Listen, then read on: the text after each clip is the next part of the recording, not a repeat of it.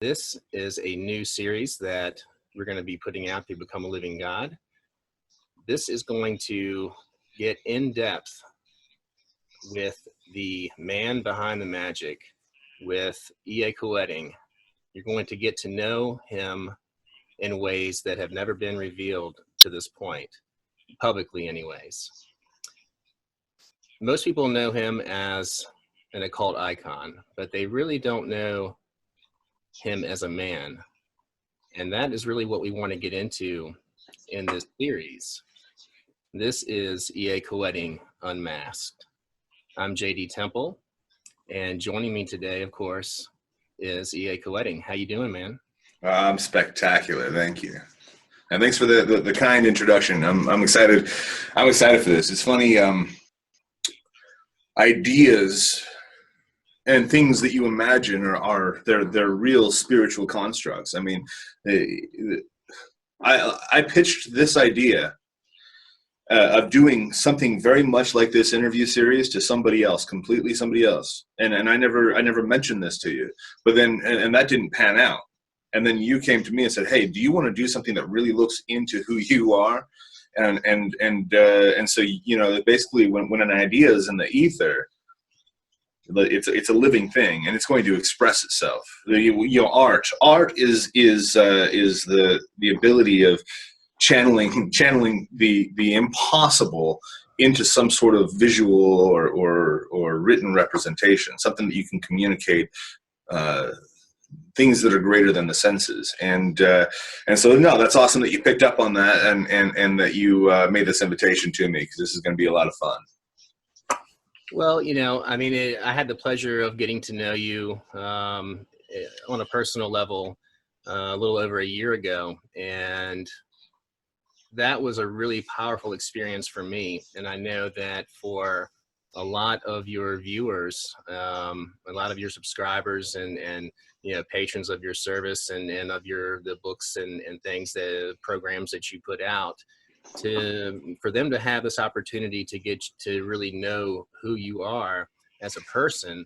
I really felt like, you know, the whole world was really missing out here, because you really are an extraordinary person, just completely unique and original. And I was just blown away when I got to meet you, and this was something that had been nagging at me for so long, that when I came to you with the idea and that you were willing to do it, I was like, man, this is really going to be great. I really think that it's going to just help to shed a lot of light on why you do things that you do, you know, what led up to the creation of Become a Living God, what got you into magic in the first place, you know, really the events that took place in your early childhood all the way up to, you know, the current point in time and where you are in life now. And of course, I think that those types of things, they sculpt and mold all of us, but you had really went through some really crazy things, you know, from your early childhood on up, and you know, various, you know, different religions, and you know, I had, you know, commonality with you through the Mormon Church. And, you know, while I felt like I had been through some pretty crazy things in my life, I don't think any of it really could even touch some of the things that you had went through. And in this segment of this series here, I really wanted to get into your early childhood, kind of from your birth, you know, up into your adolescence, and really see, you know, particular events, especially that transpired, that have led to, you know, the man that you have become now. Yeah, the events that transpired that have led to me becoming the man that I am now. That's it's a beautiful way of putting that, JD.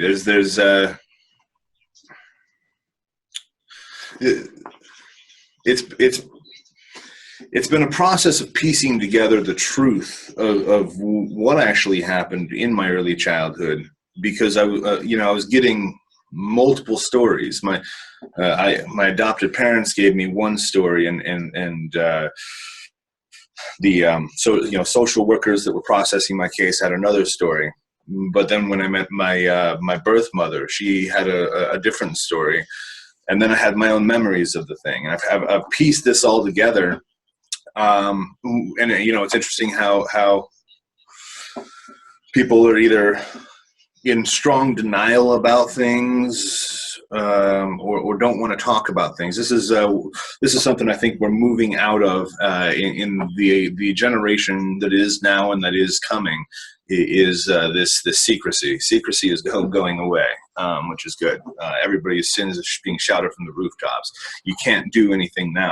I know I can't get away with anything. If I get arrested for smoking a joint, and somebody's going to be there with a camera or posting it all over the papers. I got to watch my shit, and so yeah, or not have those secrets to begin with, or pull your own sheets, whatever. But anyways, so. My mother was young, beautiful, young blonde woman. Yeah, when I finally met her, she sent me a bunch of pictures of her, and just gorgeous woman. And that was cool. That was cool to see, because I didn't see these pictures until I was an adult. I always wondered who my mother was, and it was a cool experience to be able to see the photos of her as an adult, to look at it and really sit and appreciate that. But anyways, she was heavy into the party scene. She was young, very young, and so her life was just at that point a continual party, and she was partying really, really, really hard, and gets pregnant by gentleman last name of Koetting, and he denounces me as his son entirely. He says that it would have been impossible for him to have gotten her pregnant, whatever that means. But she says that's what happened, and has me, and the whole time she's carrying me. She's knowing that she does not want to have a child. She's once again, she's young. She's still in high school. I don't know that she actually spent much time in school, but she was of that age, and especially at that period in the early 80s. That's having a child at that point just was a massive disruption. At this point, I went to high school with pregnant people all over the place. My little sister, it's especially in Utah where they don't teach birth control.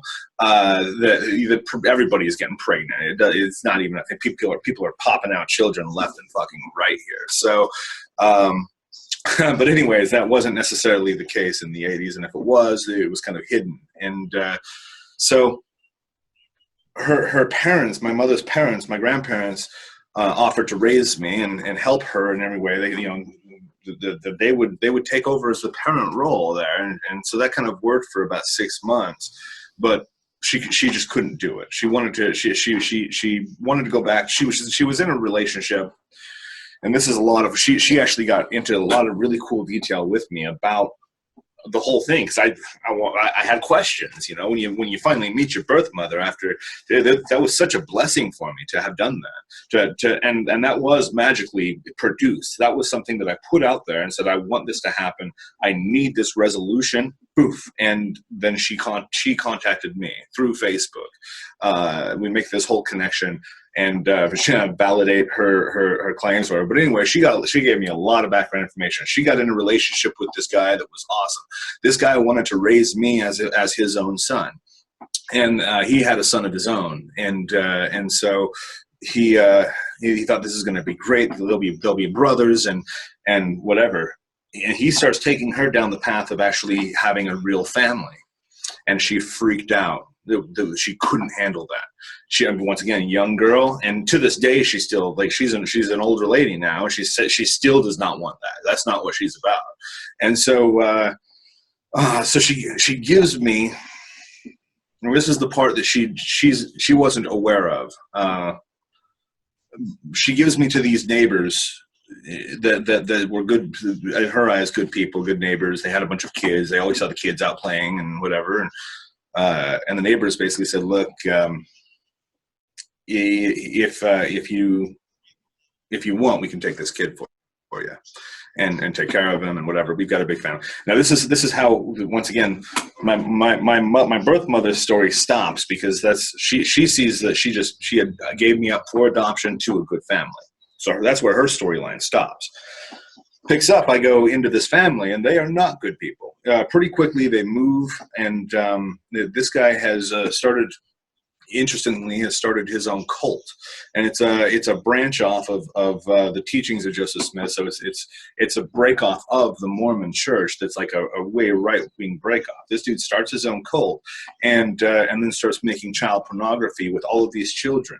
None of these children are his. These are all kids that he's picked up from these mothers back in the 80s, when you had to be secret about things. This is why secrecy needs to be done away with in every way.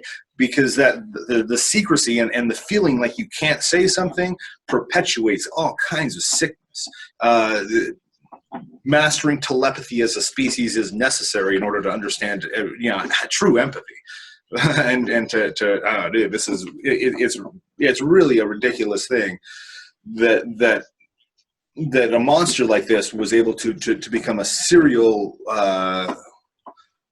pedophile of all of these mothers. And where, I understand if you can't raise your child, you've got to give it up for adoption. I understand that and whatever, but do some fucking background research.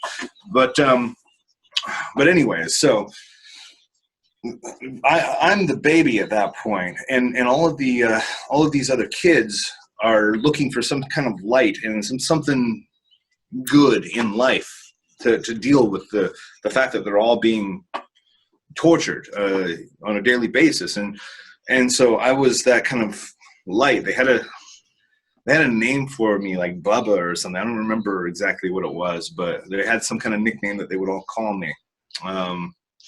He had renamed me at that point to Noah, and so my name went from Eric Koetting to Noah Frederick Lefevre. And so the shit goes south with this dude. His brother finds out, he sees what's going on here. He puts the pieces together, confronts his brother, who is the man raising me and all these children, and confronts him and says, hey, this has got to stop. Like, turn yourself in. Look, you got to bring this to an end. Dude's like, all right, let me go get my jacket. We'll go right now. Goes to the closet, grabs a hunting rifle, and shoots his brother. So because of the murder, the police come in, they investigate, they find out what's going on with all these children. He gets off on a plea arrangement. He makes a plea deal that in order for a sentence, from what I understand, he's now out. He's out living in California, and he made this plea deal that he would tell the mothers he would tell them the names of the mothers of all of these children in order to get a lighter sentence, so that way we could all be returned to our families. I was the only one of the group that was capable of even being returned to a family. The others are one of them is in prison for life. One of them committed suicide. One of them is one of the girls. She was the oldest girl. Is in a hospital at this point. She hasn't spoken like words. She makes noises, but she hasn't spoken words since she was taken out of that house. And so that was really my first family. And so I mean, not. At that point, even saying that was a sense of powerlessness isn't even close. It was not a sense of power. It was true powerlessness. I mean, I was 2 years old at that point, and I really couldn't move much. I didn't have any 3D objects to interact with. Babies need to have things that they can hold and touch, and because it gives them 3D spatial awareness. I didn't have that, and so I couldn't, one of the things is I couldn't cross midline, meaning I couldn't take my left hand and grab something on the right side of my body because I didn't understand that I was in a three-dimensional world. And so the abuse and neglect was pretty severe. I get adopted into the family that I now, that is now my family, you know, that I spend Thanksgiving with and whatever. And, you know, they adopted me, and good people, crazy people, you know. The thing is like everybody's got trauma. Like I'm not special for having my trauma. It has defined me for sure. It's helped me. It's given me my own things to work through, but everybody's got fucking trauma, and so the family I'm adopted into has their own trauma, their own problems, abuses and neglects in their own ways that still went on, but nothing compared to what you know, to the horrific stuff of the past. There was more. It was an extremely religious family, and so they had a really religious approach to things. So there was a lot of like, you know, Jesus will fix all of this. You know, the gospel will heal you, rather than like seeing a psychiatrist or you know. And I was actually not allowed to talk about anything that had happened that I remembered in the past, because I would talk about it and it would scare the other kids. You know, it would scare my siblings. I mean, because it was scary. It was scary shit, and I would have just flashes of this, like. You know, just flashes of memories and go, you know, here, this and this and this happened. My brother would go, what the fuck are you talking about? And he would go tell my mom, and so my mom would flat out, like, she would get angry about it and say, you know, you cannot talk about this. And even went to the point of saying, like, that did not happen. That didn't happen. That's not your life. Your life is now with us. And so it created this definite intentional block there where it's like, oh, okay. First off, I have to keep things secret. And that was, but in being adopted into this family, and before that, in the process, I think, of going through the system, one of the good things they did do is insisted on just general, I guess, physical or physiological rehabilitation, so that way I could grab things and interact with the world around me. But it took years. And I remember I wrote about this. I think it was in my book of Sisymus, that after working through all of these different like exercises, and it was weird, like doing like the symbol for like butterfly or dove or whatever that is. That was like so difficult for me. It was like to be able to do that. And I remember the day that I graduated from that therapy was when I was able, and I was at this point like 4 years old. I was able to walk a balance beam, because that required a full balance and foot over foot. And I remember the feeling of just success, and that I had dominated myself. I had conquered myself, and that's the first time I remember getting high off of my own body chemistry, of going, fucking, I did it.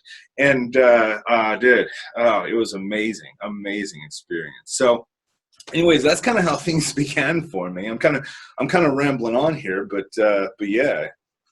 I mean, do you feel as if maybe that due to the trauma and the environment that you were in, that you had somehow escaped from your physical body, that you had found somewhere else to exist, and maybe that also was related to some of the physical problems that you were having in development, because you had actually found a way to detach from what was actually happening to you?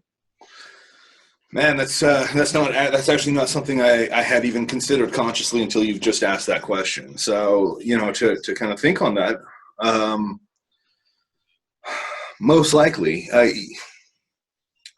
retreat inwards. My mom mentioned this. My adopted mom, she was teaching me how to drive, and it was a really hard thing for her, because I'd get lost in looking at things, and so we'd be at a red light. I still do this. I'm at a red light, and I'm paying attention. So I did color design on cabinets for a while, and because I can see the color spectrum more than most people. Like in tests, there's about 3% of the population that can see colors from a specific range, and I'm in that category. So I was very, very good at my job, and so I see colors of things and the hues of things and the light streaking down. And then I got people honking behind me because I'm not moving. And my mom goes, you got to be here. You got to get your head out of the clouds, son. You got to get your head out of the clouds. Yeah, okay. And she was right. I mean, in order to drive a car, you got to figure out how to actually do that. But I do retreat within. And I've had mentors of mine. I remember when I was doing yoga, I would come out of a handstand, and I would hold a handstand for 2 to 3 minutes, and that reverses the flow of Kundalini. And so then when you come out of it, you have a full blast, dude, fucking full blast through your fucking crown chakra, and you are united with your own divine self. It is a spectacular thing. If you can do the handstand, 2 to 3 minutes. It takes some working up to it, but then come down into it and just sit, kneeling, bring your back up straight, and your Kundalini is going to shoot right up. But anyways, I would do that, and then I would go deep inside of myself, and I would just I would go to the crossroads, is what I call it. It's not an actual place, but it's a place within that's like the keyhole that opens the door to the other place. So yeah, I would, when I was a kid, go into that dark place, and I still go into it. And my mentors would have to tell me as I'm getting into these ecstatic states, don't retreat from it. Be here now. Be here now. Bring it back. And this is mysticism was so fun to get into because it allowed that complete retreat. That this world, to the point that when I was in mysticism, I started considering suicide not because I was sad or depressed, but because the other world seemed so much more interesting, and they didn't have the flaws that this world has, and that's when my mentors had to intervene and say, no, son, your task is to bring all of that cool stuff and bring it here, change this world. So anyway, so as a child, I'm sure I would retreat to that dark space within, and I still do, and that's something that I do have to. It allows me to access these states really, really easily, I think, because that, if you can, once again, that's that dark space, that crossroads is within you, and that is the keyhole. And getting there is the hardest part for most people. But if you've been conditioned to retreat, especially in the face of trauma, because spells and rituals are traumatic. That's one thing with it is when you can start feeling the energy swirling around you, and then the incense starts doing some crazy stuff, and the candles start, and then the presence of the spirit falls upon you, you're traumatized. And the first instinct is to retreat. Now, if you can retreat just a little bit while still remaining conscious of what's going on around you, that's when you become the prism that this all travels through. And that is how you actually are manifesting the spirits, is through reaching that balance. That's the theta gamma sync. If you hold theta but you're not directing it anywhere, you're going to fall into delta. You're going to go to sleep, whether that's actual sleep where you're dreaming and snoring, or just going within yourself and not paying attention to what's going on around you. Well, let me ask you this: do you feel like, because I know that you've talked several times about, you always feel this pull and this calling you back home from the non-demonic gatekeepers. Do you think that they were already playing a huge role in your life at that point, kind of setting the stage for everything that you're doing now, even back at that point of 2, 3, 4 years old, putting you through this trauma so that you would start to develop these faculties at that early age, so that you would become adept so much sooner and be able to be that prism and that conduit for them to be able to enter into this realm of reality? Yeah, I mean, do I think that they caused all that to happen, man? That's a lot. You open this up by, the events that occurred that have brought me to the point of becoming the man that I am. And Terence McKenna had this concept of the forward attractor in time, that there's a singularity, something, it's your personal destiny or the destiny of the human race or the destiny of the cosmos that exists in the future.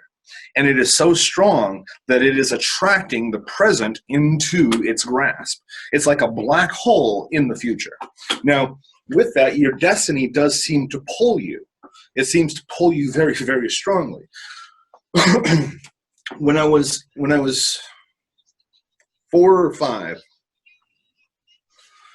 I sleep on the bottom bunk. My brother had the top bunk, and specifically because I couldn't climb the ladder and then spin around because I still hadn't developed that skill of crossing midline. So that's how kind of intensely this affected my ability to live life. Putting clothes on was a ridiculous chore, but all things must be earned. Like, it must be earned, and to not take walking for granted is pretty cool.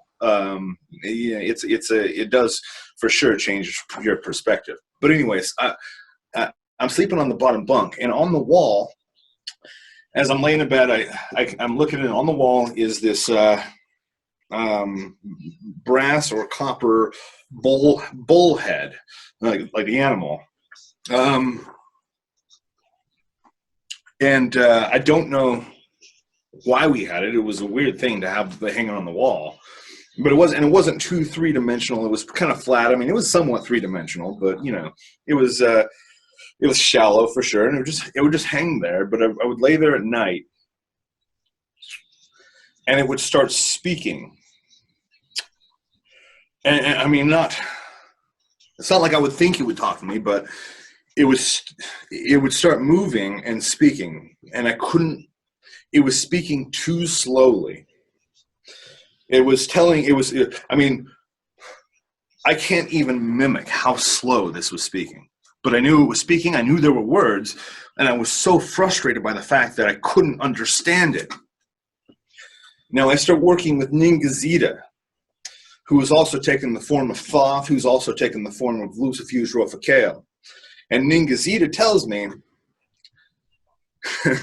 that they were speaking to me through that, and they were speaking so slowly because the message would speed up as it traveled through time. And so when I hit the future point that I'm ready to receive the message, it will be at full speed. I'll receive it and I'll understand it. And at that point, the message was decoded. This was while I was working through the Black Magic Mastery program. And at that point, it all came together, and it brought me to fucking tears, man, to go, wait a minute, you've been with me all along?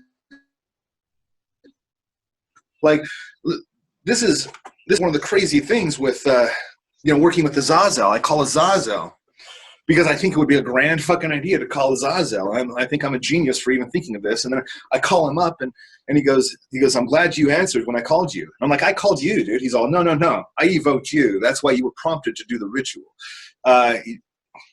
Jim Carrey, this is right now, in 2018 January, this is the best I've seen Jim Carrey ever. I never thought the dude was that funny. I think he's fucking hilarious now. The things that he's saying, the things that he's revealing about, you see kids when they find something that's really interesting, they're like, check this out, and they kind of get some of the details wrong, but the general idea is right. Yeah, that's what I'm looking at with Jim Carrey. And one of the things he's saying is, there's this concept of free will. Now, just a second ago, I took a drink of water or I took a drink of my coffee here, and because my throat was kind of choking up. There was a whole series of things that led to me taking a drink of this. There's a whole series of things that are happening. Was that my free will to drink? I could have resisted, but then I would be resisting out of something that would be an impulse. You're never really operating in the phase of free will. That you start seeing that we see time as being linear. Some people like to get fancy and say, oh no, time's cyclical or it's a spiral. When you take yourself out of the time matrix, it's a dot. Everything is occurring. Everything is. It's just the is. And so were they with me as a child, influencing everything? I have to say yes. De Prince told me this when. I got to tell you, I have some bad things to say about Thessalonia de Prince, but those are business things. Those are how he conducts business that I didn't care for. But the guy, he turned me on to some concepts that he would give me seeds. He would plant seeds. He would say, once you call a spirit, the first time you call a spirit, it is always with you. If it is always with you, that extends to the infinite future and the infinite past. That spirit at that point has always been with you. And so, yeah, so they have been influencing things, and I've been able to see the signs. I mean, when I was, what was I, five years old, maybe 5.5, 6 years old. I'm in kindergarten. And part of kindergarten is you have to learn your phone number. It's one of the things, you got to have your phone number memorized. And so I start saying it over and over and over, and then it becomes a rhythmic thing. And then I start finding myself in a trance with it. And then at that point, I go find this towel. It was my blanket. It's the blanket that I have had from when I was a baby. The only thing that's come with me from when I was a baby. My daughter now has it, and she's keeping it alive. And I love it. But I take my blanket and I wrap it around my shoulders, and I clasp it. I get one of my sister's hair clasps, and I clasp it in front, and I start doing this magician's like summoning spell with my phone number. Like, we didn't watch TV in my house. We didn't watch movies. Like, it was a very strict Mormon household. Electronics didn't really exist the same way they do now. So you had one TV, and that was the family TV, and you watched family shows on it, and none of those family shows included anything occult related. I was actually, as a child in my adoptive family, I wasn't allowed to have any kind of toys or anything that resembled guns. First of all, my mother would not have that because of the murder that occurred in my early childhood. She didn't want me getting obsessed with guns. What does she know? I joined the Marine Corps. I start playing with guns. I love them, and I've got an arsenal. So, I don't know that worked so well, but regardless, she didn't want me to have anything with guns and anything that was occult related specifically. She was really trying to be careful to guard me from those things, because those were the big triggers that she saw that could possibly go very, very wrong. And so I would do these things. I would have these inclinations to like try to levitate my Legos at one point, and that's a story I've told a million times. But I'm sitting there reaching out and trying to make the Legos just come up off the floor, and I knew that I just had to feel it. I had to feel it strong enough, and once I hit that point, that it would happen. And then my sister saw me and ratted me out to mom, and that I'm doing devilish stuff or whatever. But I mean, even to the point of getting into a Mormon family was really fun, or not really fun. It was really useful. It was fun. It was a fun family. I had fun with my brothers and sisters. I'm sure I could sit with a therapist and complain for hours about my childhood, specifically with my adoptive family. But you know what? I got to say, I had a fun childhood. There were 7 of us, and so we were like a little gang, and we would support each other. We would play together. We'd pull each other's hair and punch each other sometimes. But we were a tight family. So yeah. So I don't. But anyways, since it was a hardcore Mormon family, I was able to lock on to the religious lingo in order to kind of explain some of the things that the questions that I had about reality, really, that I was able to go, okay, so these prophets can speak to God and they can see angels. So it's possible. So all that's necessary now is to find out how. And so those were the questions I would ask in church. Well, how? So Jesus is praying to God in the Garden of Gethsemane, and let this cup pass before me. And what's the meaning there, and how can we apply this? I mean, I'm thinking about these things at an early age, and I'm being told that a good deal of my questions are not appropriate, that these are diabolical things. If Jesus and God, whether they're the Mormons don't believe they're the same being, they believe they're separate beings, but they're of the same spirit. They're both omniscient. Why is a prayer required? Is that a ritual that's necessary? So these are the things that I would not only ask questions about, but I would actually experiment with. And I would do prayers to see if certain things would happen as a little kid. I mean, it's nuts. So the question was, were these beings influencing me? I mean, yeah, something was pulling me pretty hard. Well, what about, did you ever have any real experiences with Jesus or any angels or anything that you would consider to be a prominent figure in Christian faith at all? Oh, dude, yeah, this is a story I don't know that I've told too many people, because oh man, at this point, this is where the people who are wondering if I'm crazy are going to see that I really am crazy. And maybe the people who are wondering if I'm, damned to hell, they're going to have that verified too. So I was 19, 20 years old, and I was in a pretty intense meth addiction. I was hanging out with the Mexican mafia. Those were my good friends. I was buying.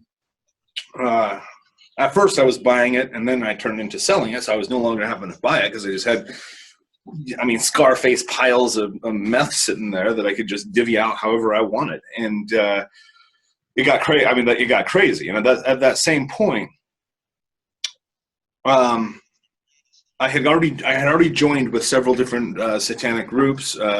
Some of them are well known. Some of them are just ridiculous. Most of them are ridiculous anyways. And I joined up with them. I'm learning the basics of all of this. Getting really diving into it, which is easy to do when you're not sleeping. It's I had a lot of time to sit and study all of this.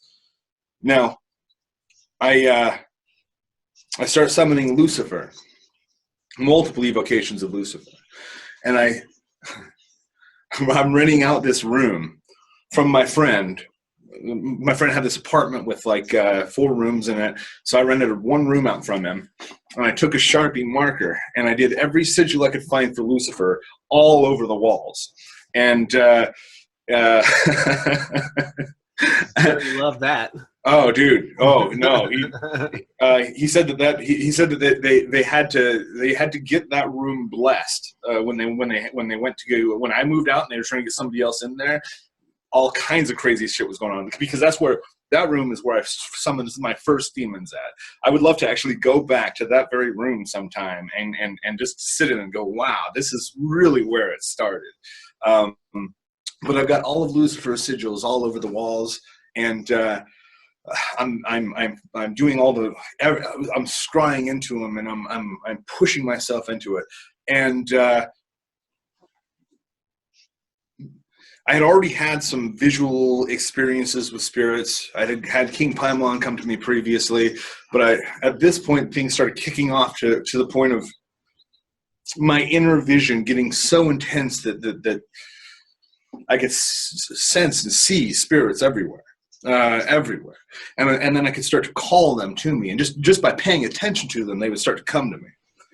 And at that point in my life, the inner and the outer definitely started to collide. Once again, there are, if you're not getting enough sleep, there are delusional things that do happen. and some of what I experienced absolutely was drug-induced hallucination. But then there were also aspects of it that crossed over to go, well, there's also something real happening. And the appearance of Lucifer specifically was an intense one. As a young boy, as this 8-year-old boy, innocent as all fuck. But you're looking in his eyes, and he's ancient. And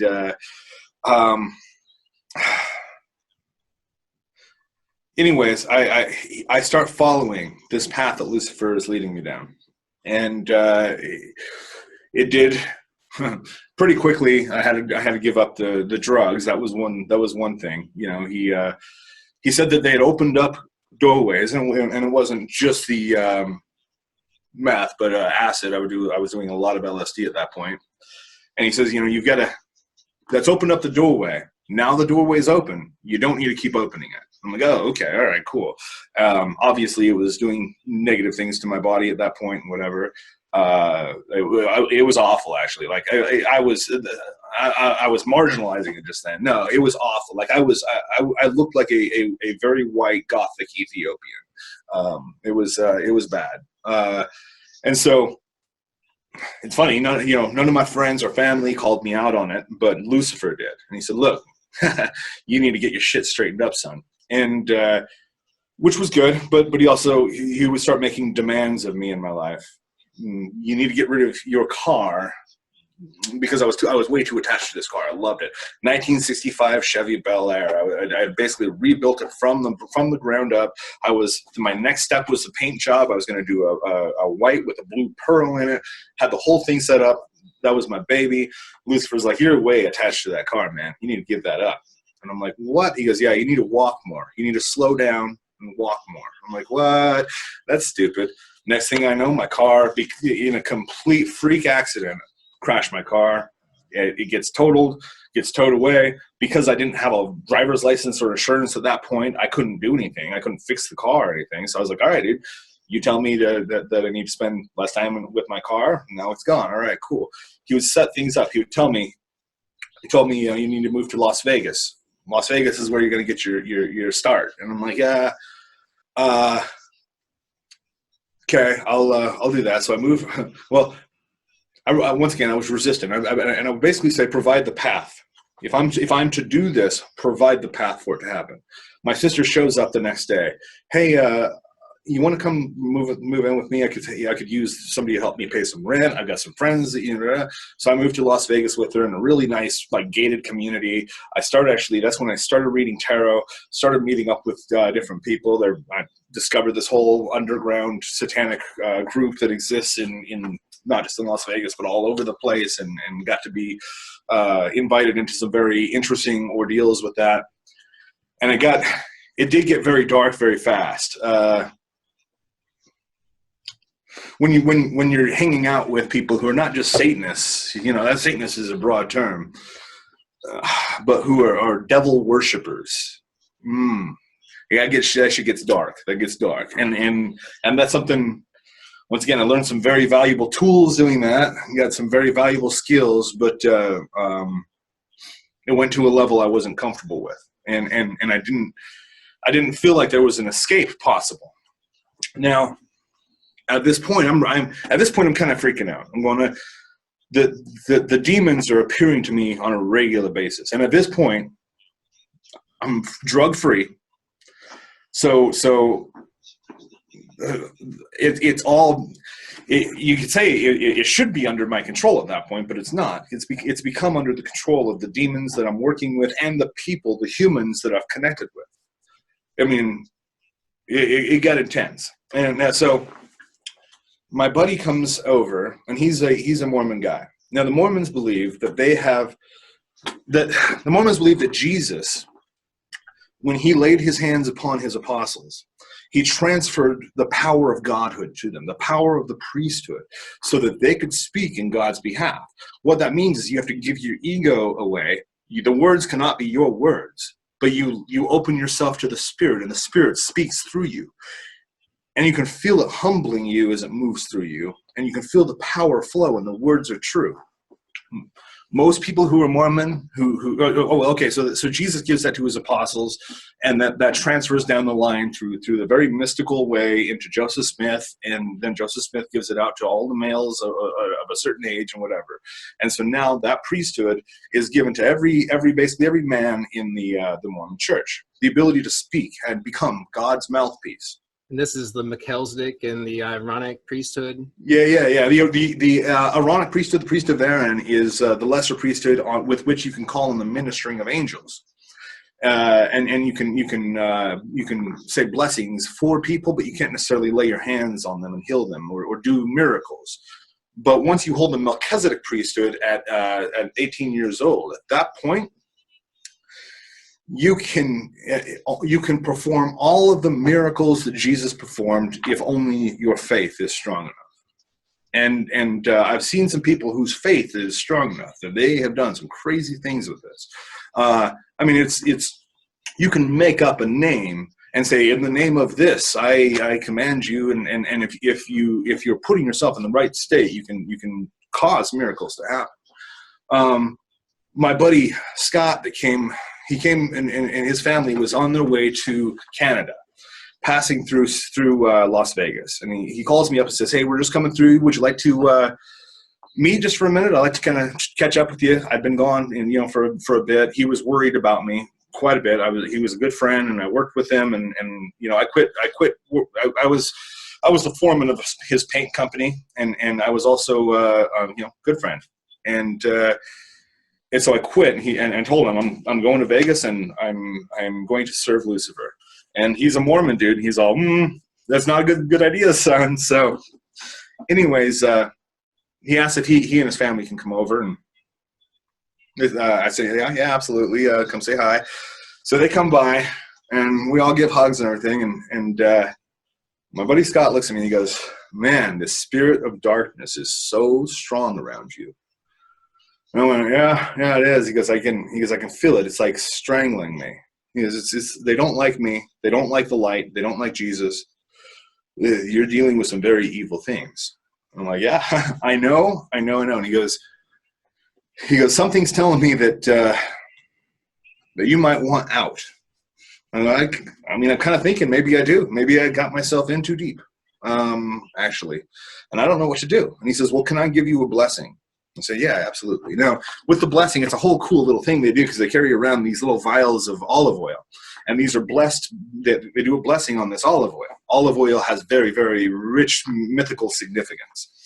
And then they anoint their hands with this, and then they put it on your head. They anoint the oil, they anoint your head with the oil, and that creates a conduit. So when they place their hands on your head, the spirit comes through them, through their hands into your body. And once again, very few people that I've met know how to do this properly. This buddy Scott did. He knew how to get his mind out of the way and open his heart and let the spirit come through and speak through him. And he does this, and he says, brother, in the name of Jesus Christ and by the power of the Melchizedek priesthood, I lay this blessing upon you. May all the darkness disappear so that you can think for yourself. May they stop interfering with your thoughts so that way you can see. And basically just cleared the area through this blessing. And I could see physical like darkness, like the room was dingy and it got brighter and brighter and brighter. And I've got my eyes open. And I'm crying at this point because I can feel the spirit coming through me.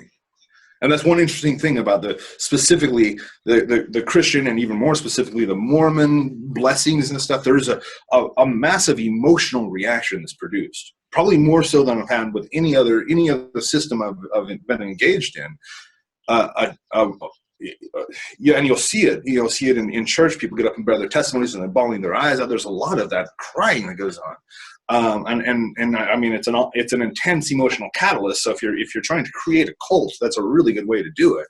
But I'm crying and I start seeing through my tears that it's not just like the room's gotten lighter, but that there are actual beings of light there.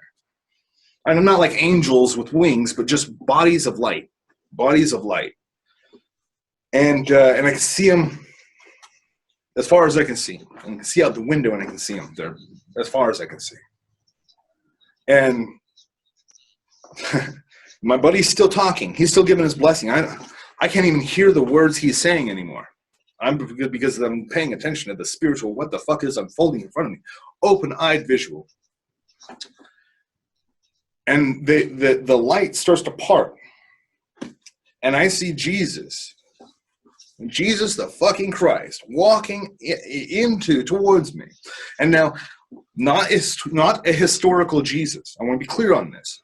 This was not a Middle Eastern man. This was the European rendition, the Da Vinci rendition of Jesus. Chestnut hair, tall, handsome, white man, right?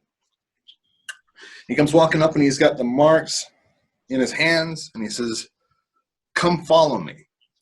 And at that point, my buddy Scott says, "You can see the face of your Savior, and you can hear his words."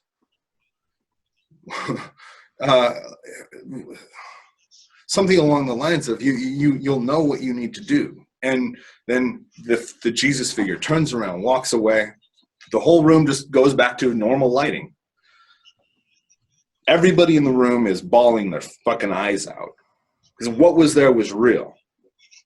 Now, Jesus, we say, is an egregor. Most likely is, because he didn't look like once again, like a historical Jesus would probably have looked. Looks, once again, very much like the Da Vinci painting that's kind of perpetuated this look of Jesus. So, but regardless, it was there, manifested, came, spoke to me, turned and said, "Come follow me," and turned. And at that point, my friend says, "We're about to go to Canada. You want to come with us? And then you can come stay with us back here in Utah and get your life together.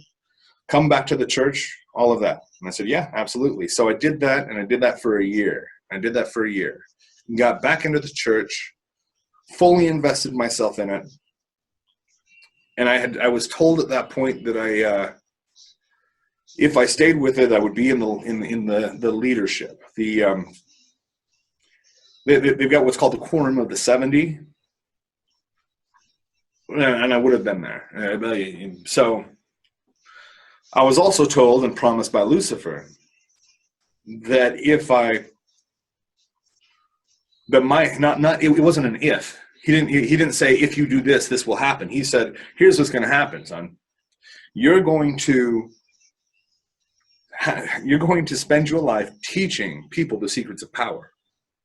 And you're going to bring it to people that maybe never have heard of it before. And this is going to be your full-time job." And I said, "Well, full-time job, who's going to be writing the paycheck? Because you're not going to have to worry about paychecks." I'm like, "Okay, so what is this? I mean, what is this? What does this even mean?" At that point, I'm painting houses, and I was a damn good house painter. And then I got into doing cabinetry. I was damn good at that, and I was making good money at that. I had a good living, good life. I was making for myself with that. But then there was that other tug. There's something else, and it was, what Lucifer predicted and prophesied. I mean, I could not have imagined. Like, when he told me, he told me what my life was going to be like right now. He told me that conversations like these are going to happen with people like you. And to see it unfolding years later, dude, it is ridiculous. Have you ever felt in any way that there is some sort of commonality or some sort of connection between Jesus Christ and Lucifer?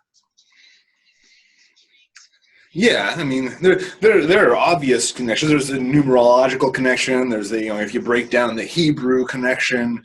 There's also the liberator, the enlightener. Jesus is always seen with the crown, the halo. That's a solar symbol. Jesus is a solar entity. Lucifer is a solar entity. Jesus and Yanish are basically the same entity. There are so many different. It's not just human archetypes either, because you can say, like, okay, so like we look at the sun and say, okay, the sun, that's a god. We got this god. No, even the characteristics of various entities transfer from one system to another. Systems that are completely separated. There's one force, or at least different forces that are collaborating, that have instilled knowledge into all of these different systems. Obviously some were borrowed, and Rome did a lot of stuff where they would go visit all these other places, bring back this new knowledge and incorporate it into their own, and that happened a lot in the Middle East as well. But when it gets to the point of seeing the same thing happening in South America and Central America, shit that's being uncovered. I mean, this is where I'm going to get really crazy, but Antarctica's got some crazy shit on it. Let's check it out. I mean, it's really cold. I don't want to go there, but I sure as hell hope like Elon Musk or somebody, can make that shit happen. Let's thaw out Antarctica and see what's living there. But anyways, no, that's so. I think I probably got way off topic. Did I even answer your question? Well, I mean, like, do you feel that when you were receiving that blessing on that day and you saw Jesus there before you, do you feel that could have, in fact, potentially been Lucifer in a way, coming to you presenting himself, as a different being, kind of in incognito, in a sense? Oh man, that's big. That's big. Okay, so Christians do say that, don't they? That the devil can appear to you as an angel of light, that he can disguise himself. Now, can he disguise himself even as Christ the Savior? Perhaps. That's a very interesting concept. Now, did it at the moment? Did he feel like that? No, I wouldn't say so. But here's the thing. I thought I was escaping Lucifer at that moment. I thought I was escaping and going against him. I thought I was giving him the finger as I walked out the door. Now, I came to him only just a few years ago when I did a ritual for Lucifer that I cast, a Luciferian blessing, I guess, on those who wanted to sign up for that, and that was the first time I made contact with Lucifer since then. Now, I did 1 year in the LDS church, and we could talk maybe at another time on that whole experience, because that was a nutty experience on its own. But after that was all over, then I returned to doing other things. But I still felt like Lucifer I felt like he did me wrong. I felt like he led me into dark places, and that by working with him, I then would become a dark person. And it wasn't until I started working with him a few years ago for that one ritual, and he came back into my life, and I realized he had never gone anywhere, really. And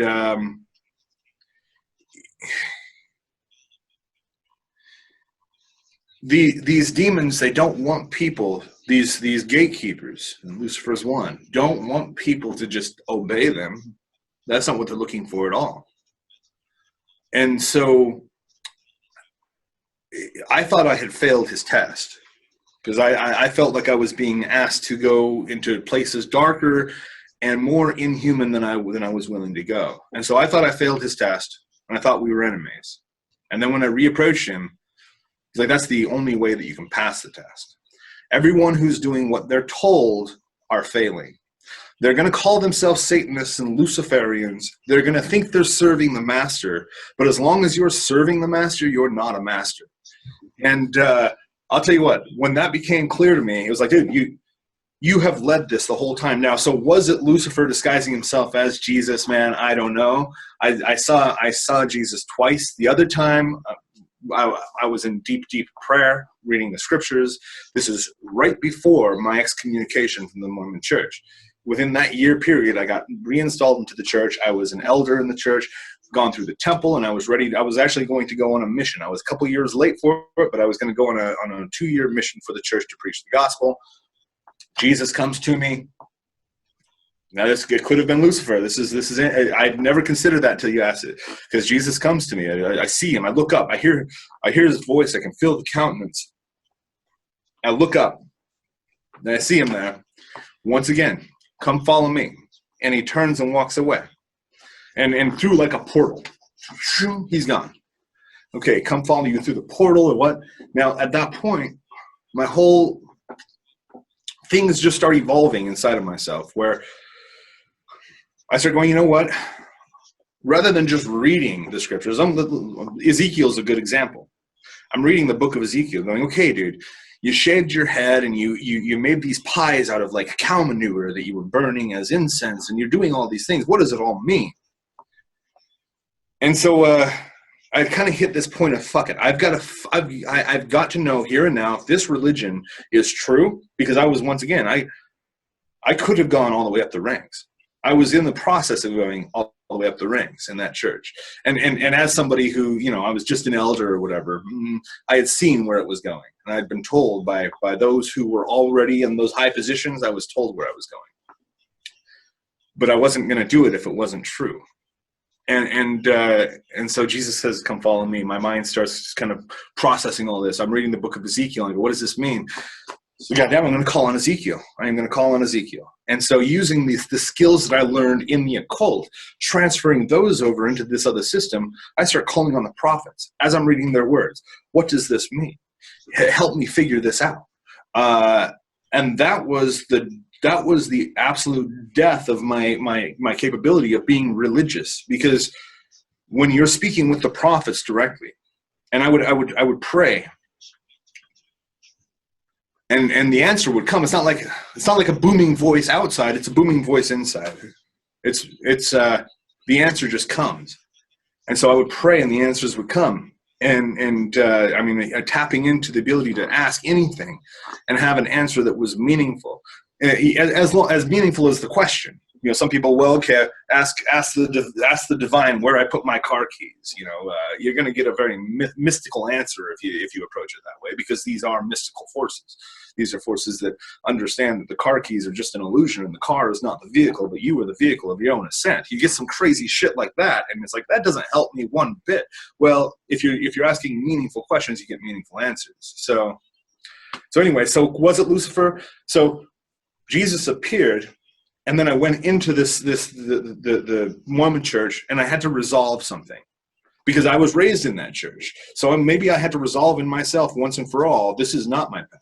And I'll tell you what, the moment that ended, that my experience with the church ended, was when I went and I called upon Enki, specifically Enki, from Sumerian Babylonian mythology.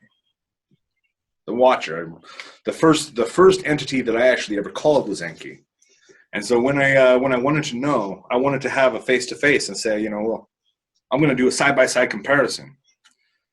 And so I call on Enki, and it was as if literal chains were broken from around me. Like, I could feel myself coming back to life. I didn't even know how dead I had become in following that religion, until I was face to face with this power, this ancient power and force. And Enki is still, once again, he was the first entity I ever called, the first priesthood that I received in the left-hand path. And so he comes to me, and I knew at that point it was over. And so set up an appointment with the bishop, went and talked to him the next day, and said, look, I'm done here. And you've got, all right, so there's this funny thing with Joseph Smith. Joseph Smith says in his journals that are published, he says he feels like he only received 10% of the truth, because that's all he could handle. So God only gave him 10%. Of that 10%, he gave 10% to the people, because that's all they can handle. Now with that, and so this is what I tell my bishop, I go, with that, you've got this little percent. I've got access to all the rest of the wheel, man. So if you want the rest, you know where to find me. And he's like, yeah. He goes, this isn't something to joke about. I'm like, no, I'm not joking. Like, I've tried your system, and it is not as good as mine. And so I'm going back to what works for me. I'm starting the way I phrased it at that point is I'm starting my own religion. And at that point, at that very moment, after I left his office, is when I started the Ordo Ascensum Aeternalis. And that is where everything took off. But it was that trial of, it's like a dark night of the soul, interestingly, occurring while I'm in this religion. That is wild. And I experienced some pretty intense things in that church too. I got into it a little bit later in life. I mean, I was like 10 or 11, I think, when I was baptized. And, looking back, it is, it's a little strange, because there is a lot of secrecy, within that religion. And, there's still a lot of things that I don't know about it. I didn't get to go through the temple, obviously. I did get to go into the temple, and I did baptisms for the dead at the temple in DC.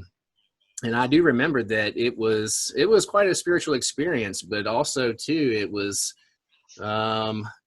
from what I remember seeing in there, it was very occult-like. The font that we waded into to be baptized for these deceased people, it was a huge bull that had a huge chalice sitting on its back, and it was like 2 stories high, and you had to climb up this spiral staircase that went around the chalice and into the water.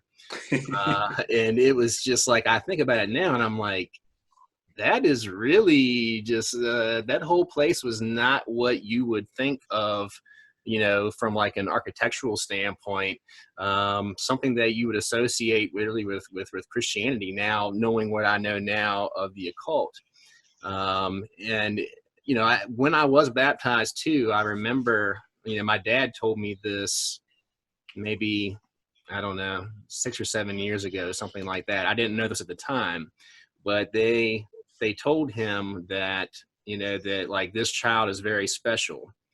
And I've also been told that by the deacon, the Catholic church that I used to go to.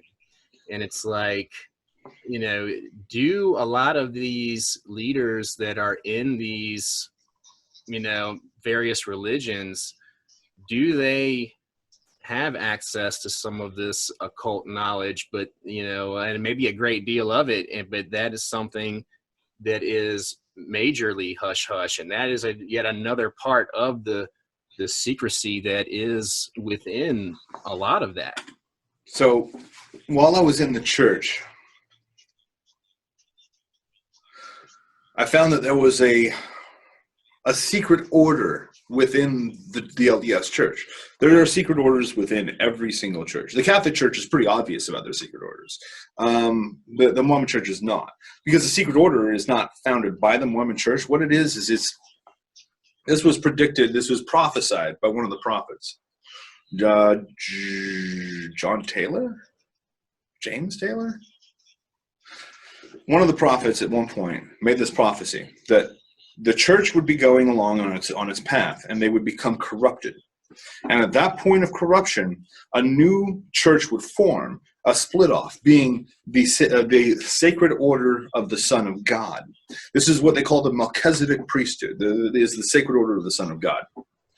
And that this would be the church of the firstborn. These would be the true saints. And they would keep going to church with the regular church. But in secret, they would be performing miracles.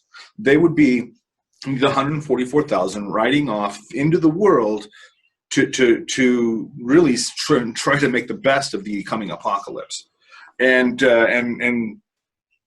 I started meeting with these people. I started getting in because I would say things in our priesthood meetings that alerted people to the fact that I was not that I wasn't just there to just talk about the lesson plan. That they would start saying, they would start with a lesson plan, and I go, okay, well, why don't we start this whole meeting maybe with a prayer, and let's invoke the Spirit and see what the Spirit wants to say to us, because we're here for that.